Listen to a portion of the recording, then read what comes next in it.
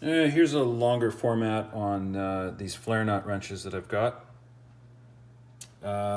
Older style snap-on logo, predominant 50s and 60s, didn't have the border. It was the chrome cursive logo. So that would peg this somewhere in the 60s, I would imagine. There's no date stamping on these actual wrenches.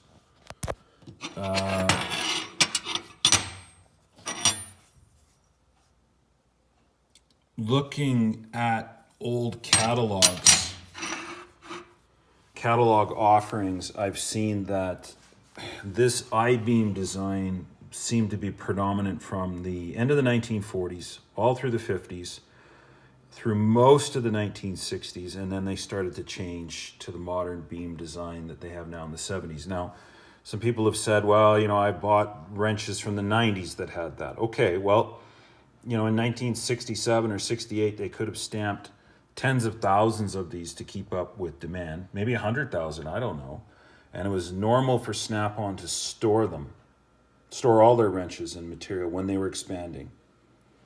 And in doing so, they could sell product while they were tearing apart their factory, and you know, keep tens of thousands of wrenches on hand. And it could easily take until the 1970s, 80s to sell some of them. I mean, you could change the box that they came in, but the wrench itself had been forged a long time ago.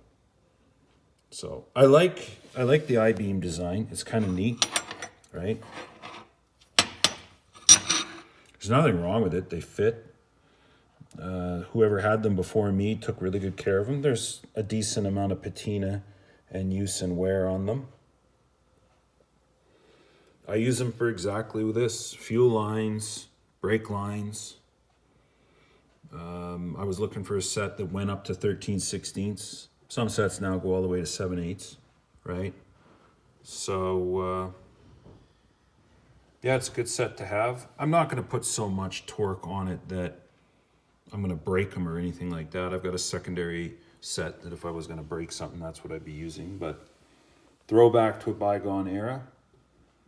It's pretty neat. I like getting the old boxes anytime that I can. You know, if somebody's selling something online and they actually show that they've got the box with it. To me, I'm willing to pay more for that right away than just a bunch of wrenches in a pile.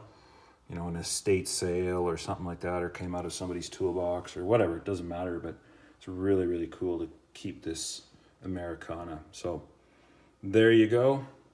Flare nut wrenches. What do you think?